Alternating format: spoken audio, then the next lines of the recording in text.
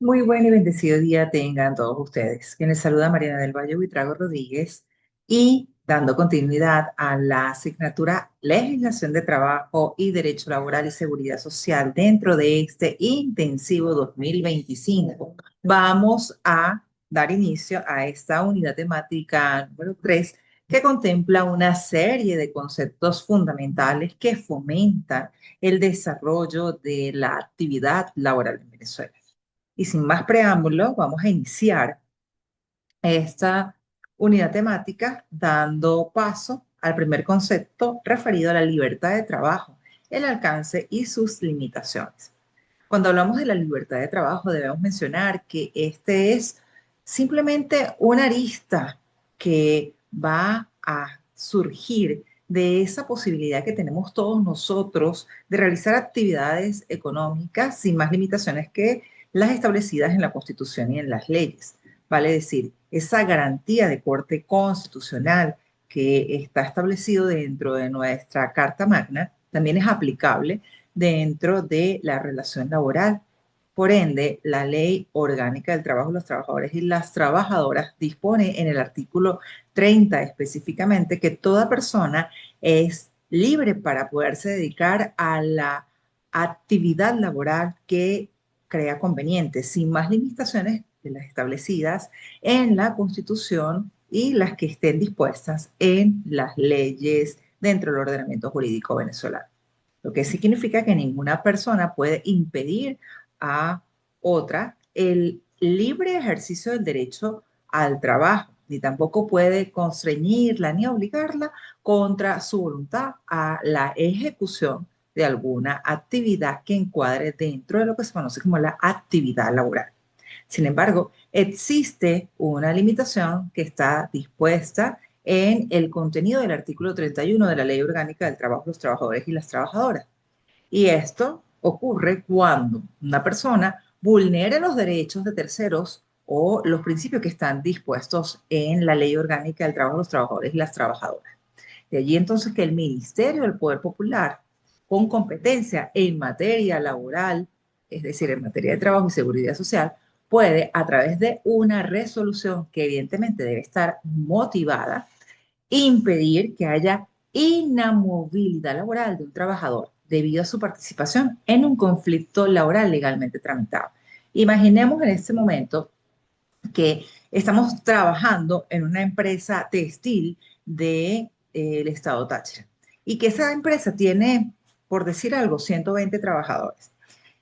Y dentro de esa relación laboral que se ha venido gestando entre el empleador y los trabajadores, se evidencia que no se han pagado efectivamente las horas extras, ni los bonos nocturnos, ni se han respetado una serie de derechos y garantías que están dispuestos dentro de la convención colectiva. Pero en este caso, el, el sindicato ha actuado y ha ido a denunciar ante la Inspectoría de Trabajo. Al momento de denunciar ante la Inspectoría del Trabajo, la empresa, vale decir, el empleador, no puede de ninguna manera eh, solicitar el despido, ni tampoco hacer un despido sin haber participado él mismo ante la Inspectoría de Trabajo, porque estaría esta persona del sindicato en un procedimiento que ya está iniciado, que viene a fundamentar ese conflicto laboral que está en proceso. Entonces, allí no podemos de ninguna manera establecer ese despido, por lo cual se generaría esa inamovilidad laboral. También puede ser por enfermedad ocupacional o capacidad reducida laboral a través de un despido írrito y la enfermedad no ocupacional o el despido masivo. La no discriminación en el trabajo es otro de los conceptos que debemos manejar. Y esto significa que, tal como lo dispone el artículo 21 de la Ley Orgánica del Trabajo de los Trabajadores y las Trabajadoras, no puede existir una práctica de discriminación en los lugares que se realizan actividades laborales, porque esto es contrario a lo que establece la Constitución, los principios que están dispuestos en la Organización Internacional del Trabajo, así como también en la Convención de Derechos Humanos. Por lo tanto, se va a prohibir cualquier distinción, exclusión o preferencia que se pueda dar a un trabajador en función de su edad, de su sexo, su género, su estado civil o su religión, las opiniones políticas que pueda emitir, la nacionalidad, la orientación sexual, entre otras cosas, porque ello va a ser contrario a los postulados del texto constitucional. Y los actos que se puedan generar de esta forma, es decir, a través de esa exclusión, preferencia o restricción, evidentemente van a ser considerados como irritos y van a ser sancionados según lo que establezca las leyes que regulan la materia. Por eso es importante considerar que en la relación de trabajo no puede haber ninguna distinción ni puede existir alguna discriminación. Ejemplo, imaginemos que en un aviso de prensa se requiere un personal para una gerencia de una empresa. Allí no se puede indicar que se va simplemente a contratar a hombres, porque estaría siendo discriminatorio y puede existir una exclusión para nosotras las mujeres. Entonces, esto iría en contra de este principio de la no discriminación en el trabajo.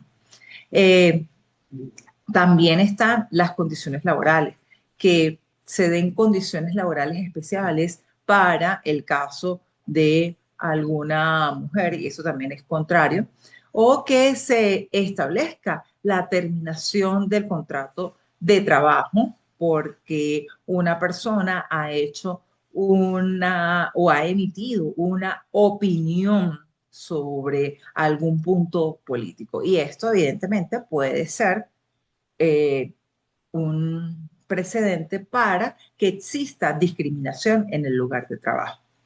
¿Qué debemos hacer en caso de que exista una discriminación laboral? Debemos acudir ante la Inspectoría del Trabajo para que la Inspectoría del Trabajo pueda recibir nuestra denuncia y verifique si realmente ha ocurrido lo que nosotros estamos denunciando. Pero también podemos ir al sindicato y a la Defensoría del Pueblo para hacer valer nuestro derecho. ¿Qué no se considera como una práctica discriminatoria? Esos tratos para proteger la maternidad, la paternidad, a la familia, porque evidentemente son situaciones que la misma ley ha dispuesto como de protección especial. Por ejemplo, que una mujer haya dado a luz, pues va a tener un descanso que se denomina postnatal y son 26 semanas de ese descanso para que pueda recuperarse y para que su bebé pues esté más fuerte al momento de que ella deba volver al trabajo. El mismo padre, cuando ha nacido su bebé, tiene 14 días de esa licencia por paternidad y eso no significa que haya algún privilegio, haya una distinción o una preferencia. Es un derecho que está contemplado dentro de la legislación laboral. De seguida vamos a entrar a hablar sobre la tercerización. Este es un concepto muy polémico que está previsto en la Ley Orgánica del Trabajo de los Trabajadores y las Trabajadoras del año 2012. Y tan es así que la misma ley ha definido lo que se entiende por tercerización bajo el contexto del artículo 47 y dispone que esta es una práctica que busca una simulación o fraude que puede ser cometido por los patronos en general con el fin de desvirtuar la relación laboral que existe entre ese patrono con un trabajador y desconocer los derechos que esos trabajadores pueden tener en un momento determinado. Por eso los órganos administrativos, así como también los tribunales con competencia en materia laboral van a tener que determinar o establecer la responsabilidad que le corresponde a los patrones cuando se evidencia que existe simulación o fraude laboral. ¿Qué tipo de tercerización es válida? Bueno, existen algunas tercerizaciones válidas en Venezuela, como por ejemplo, si yo en este momento tengo una empresa que se dedica a vender productos farmacéuticos. Entonces, no tengo ningún conocimiento contable, pues necesito evidentemente contratar a una empresa para que ella me lleve a mí los asuntos contables, como por ejemplo las declaraciones de todos los impuestos o tributos, tanto nacionales como los que se realizan a nivel municipal. Esto es una tercerización válida. Otro ejemplo sería que tenga una fábrica de textiles y que tenga que levantar una pared. Puedo contratar a un personal, pero ello no es una tercerización porque es efectivamente el textil es coser, es tejer, pero ninguna de las personas que están allí van a levantar esa pared porque desconocen cómo debe realizarse esa labor. ¿Qué se puede entender como tercerización? Bueno, contratar empresas para realizar actividades permanentes y que sean esenciales a el negocio, sin reconocer a los trabajadores como propios. Imaginemos, en este momento nosotros tenemos una empresa que se dedica a la actividad ferretera y en ese negocio tengo tres personas que ayudan a cargar el silo, a empacar el cemento, a llevar mercancía de un lado para otro, que ayudan a vender. Y desconozco o no reconozco la existencia de esa relación laboral entre el negocio, el dueño, el empleador y los trabajadores que tengo a disposición. O se puede simular relaciones laborales para evitar obligaciones. Podemos decir que esos empleados que en un momento determinado están prestando un servicio, lo están prestando, pero para otra empresa que no tiene ninguna relación con la mía.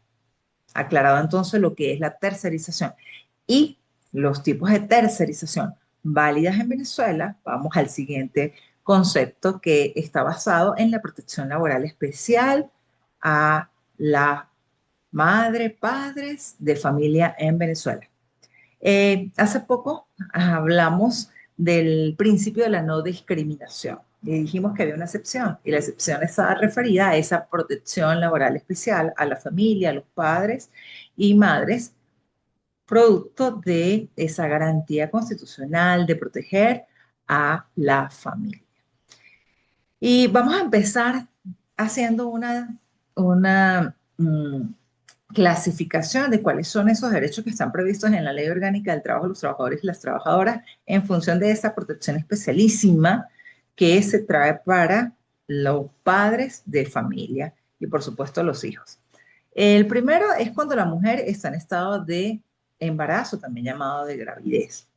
El artículo 332 de la Ley Orgánica del Trabajo de los Trabajadores y las Trabajadoras establece la prohibición expresa de que la empresa al momento de contratar a un trabajador le haga el examen médico para saber si está en estado o no, o si durante esa relación laboral le exija un examen médico para saber si esta persona está en estado, salvo que deba considerarse una actividad laboral que sea riesgosa para el embrión, el feto.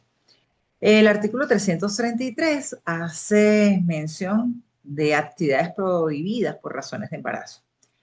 Una mujer que está embarazada y está constantemente en contacto con radiaciones, pues evidentemente va a ser trasladada a un lugar especial en donde no haya posibilidad de que la actividad pueda perjudicar su embarazo.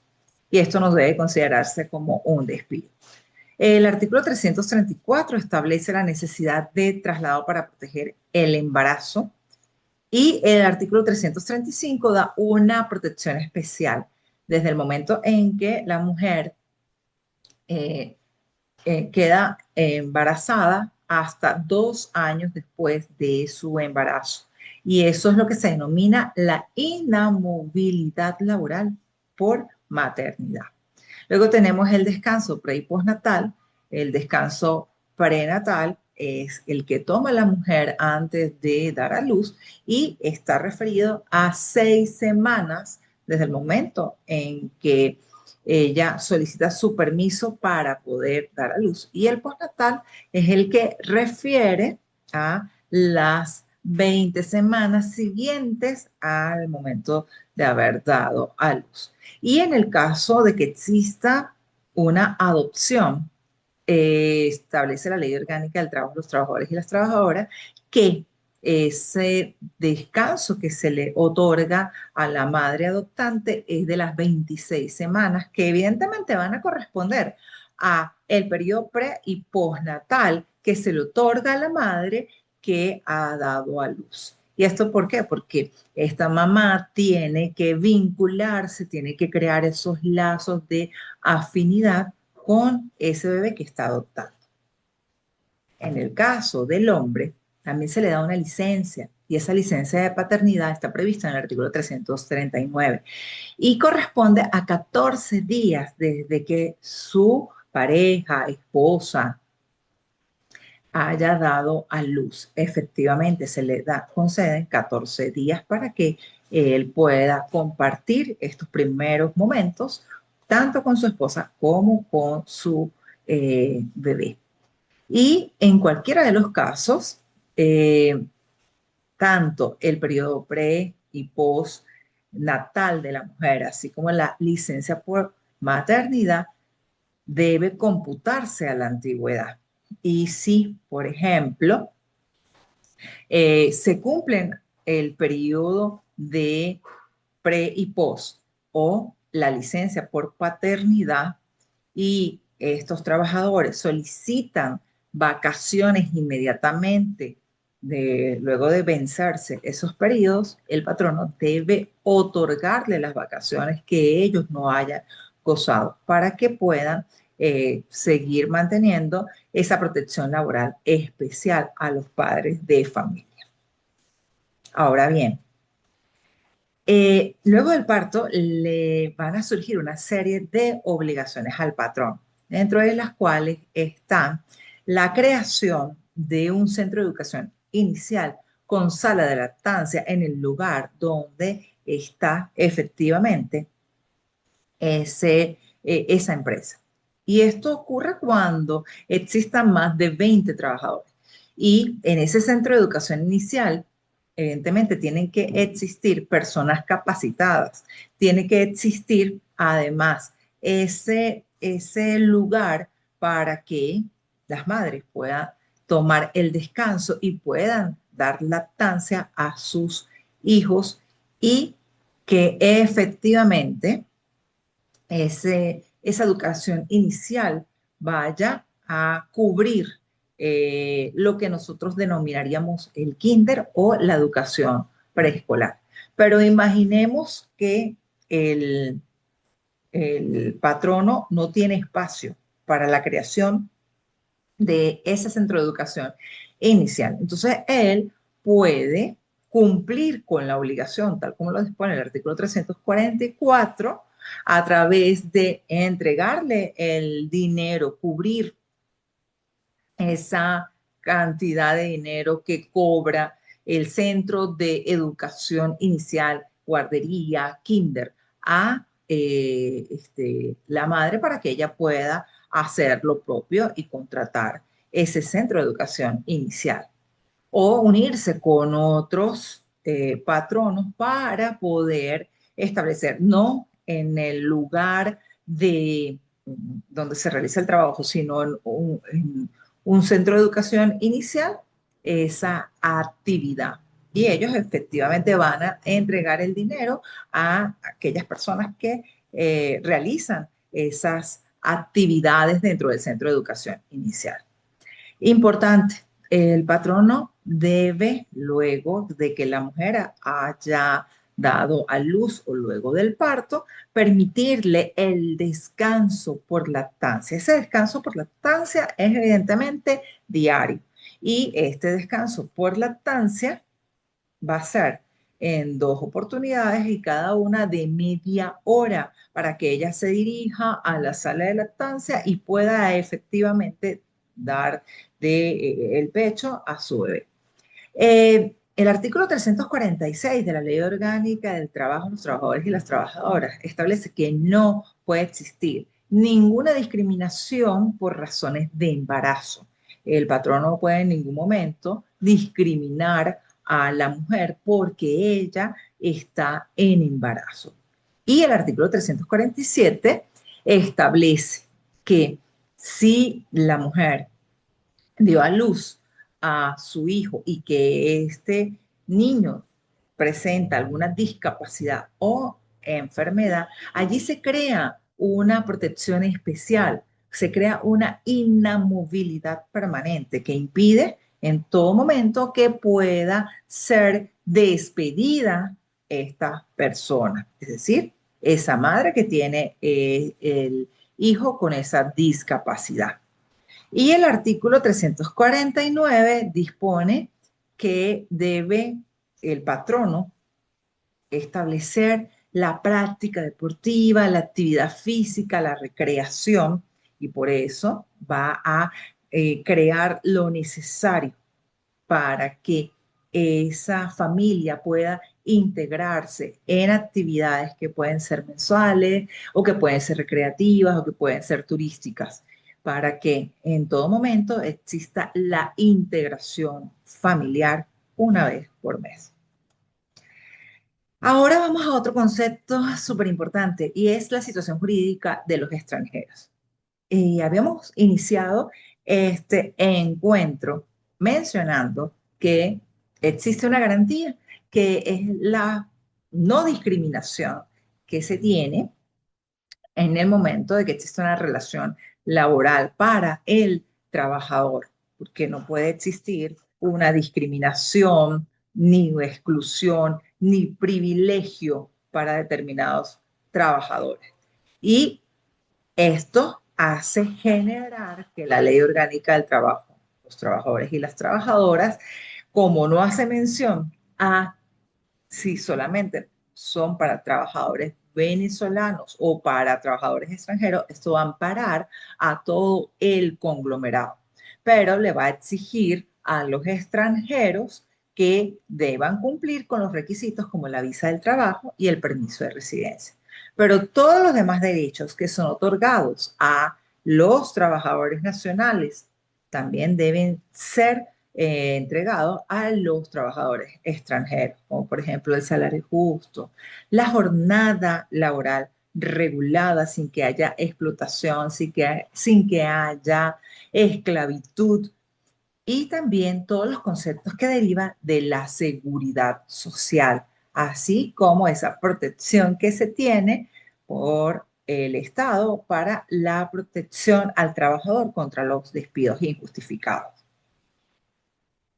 En cuanto a los niños, niñas y adolescentes, dentro de la legislación laboral venezolana, debemos mencionar que no solamente estos derechos están dispuestos dentro de la Ley Orgánica del Trabajo, los trabajadores y las trabajadoras, sino que también tenemos que hacer referencia a la Ley Orgánica de Protección del Niño, Niña y Adolescente, puesto que en el artículo 32 de la Ley Orgánica del Trabajo, los trabajadores y las trabajadoras, se va a prohibir que los niños, niñas y adolescentes que no hayan cumplido los 14 años tengan que trabajar. Significa entonces que esta prohibición expresa ampara al niño desde un día de nacido hasta los 14 años, pero existe una salvedad.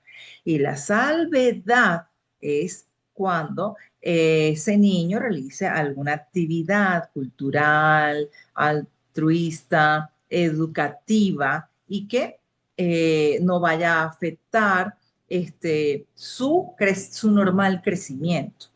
Y también es importante mencionar que esto va a permitir que la actividad que se lleve a cabo sea autorizada por eh, la, mm, por la autoridad competente. Significa entonces que no es que el padre lo va a poner a trabajar sin que haya una autorización de parte del Estado venezolano.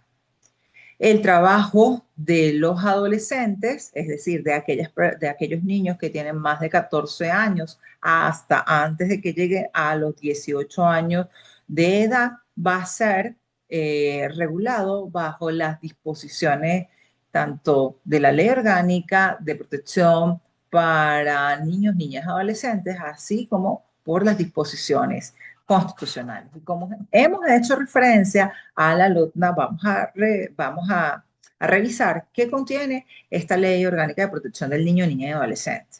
A razón de esto, el artículo 96 establece que el adolescente entre 17 y 18 años puede trabajar, pero bajo algunas condiciones establecidas. Primero, una jornada que va a ser limitada, que no puede ser superior a las 6 horas diarias, ni tampoco puede este, mm,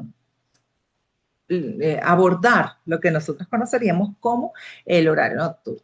Queda prohibido expresamente el trabajo que ponga en peligro la salud del niño, como un trabajo insoluble, como una actividad peligrosa o que afecte su normal desarrollo. Y evidentemente debe contar con esa autorización del Consejo de Protección de Niños, Niñas y Adolescentes para que pueda ejecutar el trabajo, como si se tratara de una autorización entregada por los padres. Porque en este caso no es que el niño se emancipe y que tenga que casarse, como ocurre en el caso de los menores que van a emanciparse para poder realizar actividades de comercio casándose.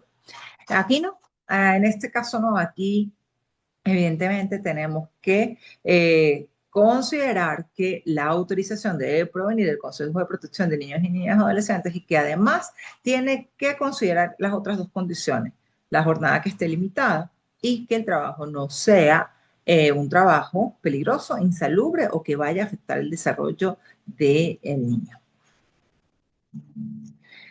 En cuanto a los conceptos de acoso, explotación y esclavitud. Bueno, en primer momento vamos a determinar qué es el acoso, pero hablamos de acoso laboral y a veces decimos, no, eso es acoso laboral, pero tenemos que entender que dentro de la relación de trabajo pueden existir dos tipos de acoso. Está el acoso laboral y está el acoso sexual. El acoso laboral es ese hostigamiento o esa conducta que es recurrente, abusiva, que comete el patrón. Ojo, pero no solamente el patrón, pueden ser los compañeros de trabajo, pueden ser los jefes directos contra un trabajador, contra su dignidad. Y esto puede perturbar el ejercicio de las actividades que pueda desarrollar ese trabajador. Por eso el acoso laboral puede ser ascendente, descendente. Ascendente cuando viene de el dueño, patrono, director de la empresa a el trabajador. Puede ser descendente cuando ocurre de ese trabajador hacia el patrono o director.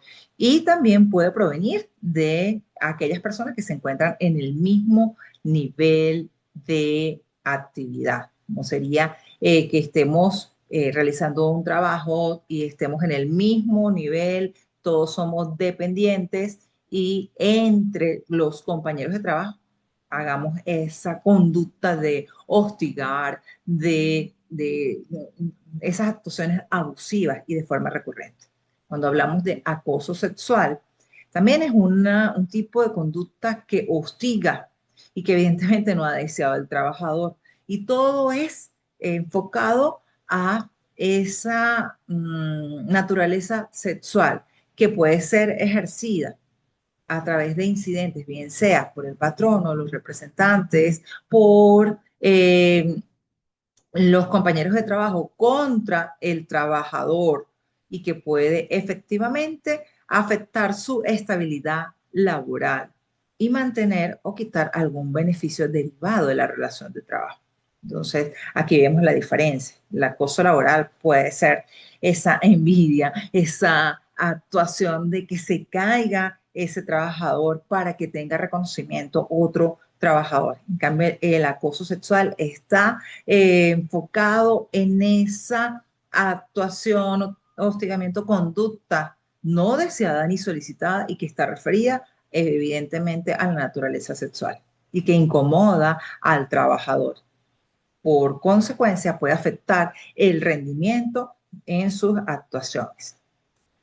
En cuanto a la explotación laboral, debemos mencionar que esto es otro de los conceptos que a veces no tenemos muy preciso. La explotación laboral está referida a esas jornadas extenuantes que pasan de las 12 horas sin descanso. Y esto lo vemos recientemente con el teletrabajo, cuando no existe desconexión laboral, cuando no hay esas pausas que permiten que la persona se pueda estirar, que pueda comunicarse con la familia, que pueda realizar otras actuaciones distintas a las que efectivamente han sido encomendadas. Y otra forma de explotación laboral es la de tener salarios inferiores a los $2. Esto es una violación sistémica de los principios constitucionales que forman parte de las normas laborales, que no solamente están dispuestas dentro de la Constitución y la Ley Orgánica del Trabajo de los Trabajadores y las Trabajadoras, sino también de las convenciones colectivas, así como de los principios reguladores creados por la Organización Internacional del Trabajo y por las declaraciones como la Declaración Universal de Derechos. Además, también puede existir explotación de trabajo por alguna falta de beneficios o por la presión política y condiciones precarias en el sector público. En este caso, pues también viene a formar parte de lo que se denomina la explotación laboral.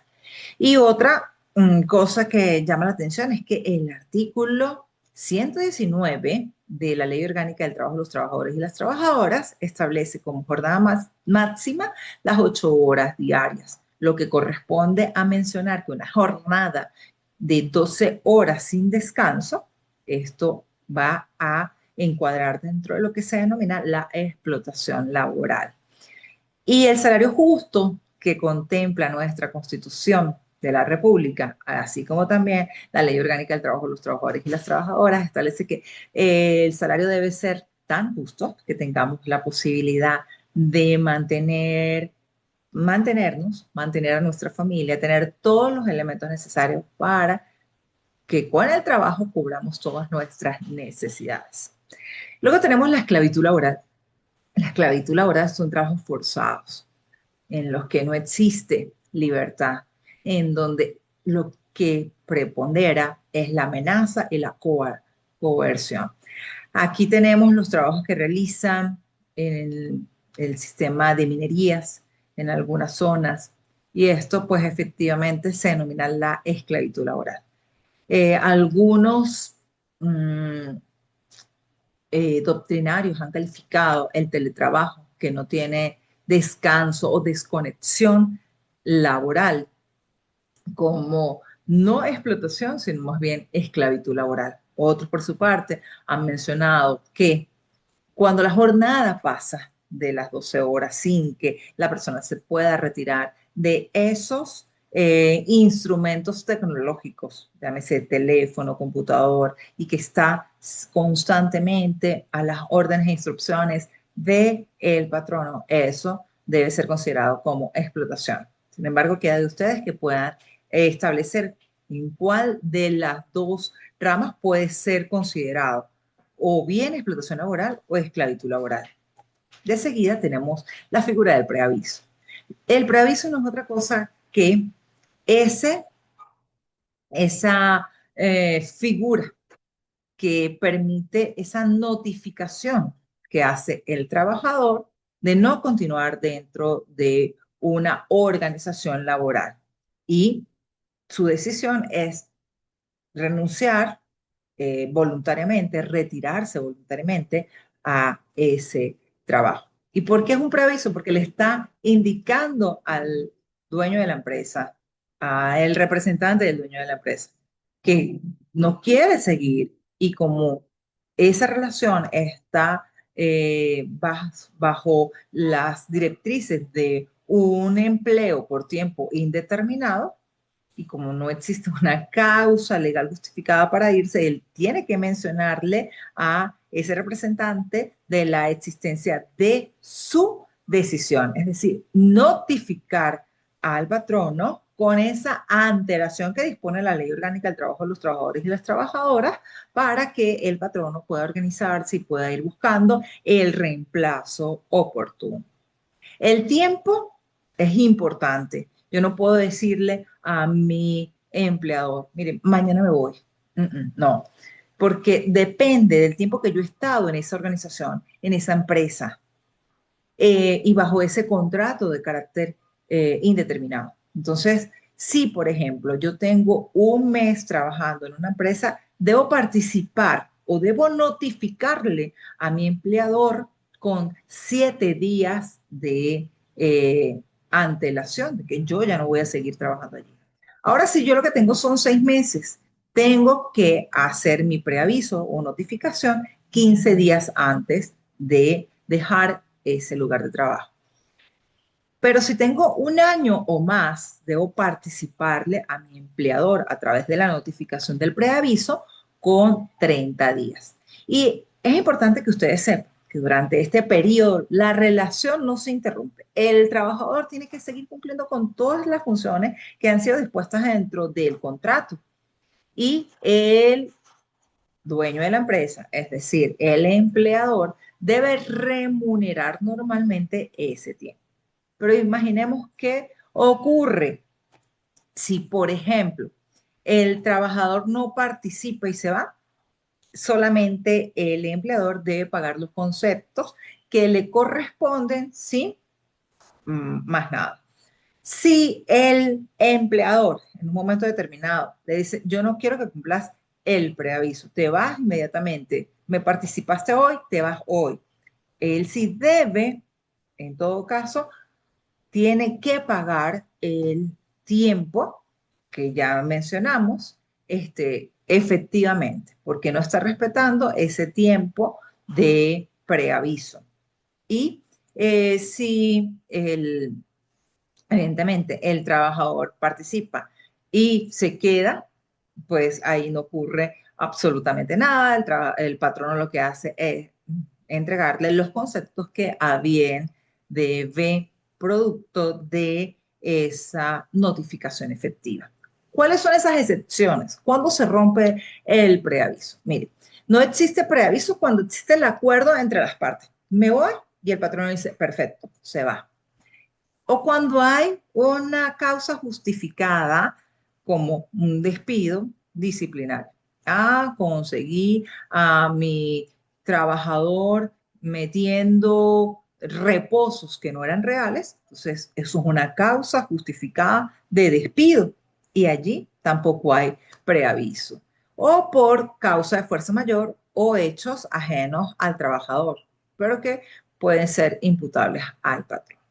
Entonces, fíjense que durante esta unidad temática número 3 hemos hecho el recorrido de algunos conceptos que son fundamentales para cimentar la relación laboral y que a veces vemos como simples, pero esto permite garantizar el derecho del trabajador a, evidentemente, situaciones que pueden estar enfocadas en un momento determinado como necesarias para la protección de su trabajo, de su familia, para evitar que exista explotación, que exista acoso, que exista esclavitud laboral y sobre todo conocer cuáles son esos derechos que dentro del establecimiento laboral poseemos para evitar que exista discriminación, que no exista la libertad laboral. Así las cosas, pues hemos terminado efectivamente nuestra unidad temática número 3. Nos vemos en el próximo encuentro instruccional y recuerden el encuentro de forma síncrona que vamos a tener para que ustedes pues tengan esa vinculación conmigo y si tienen dudas y preguntas lo pueden realizar en ese encuentro de manera síncrona. Sin más a qué hacer referencia, recordándoles que deben buscar material y sobre todo la Ley Orgánica del Trabajo de los Trabajadores y las Trabajadoras y realizar la actividad que está propuesta dentro de el plan de evaluación. Se despide de ustedes hacia el próximo encuentro instruccional, Mariana Buitrago. Hasta luego.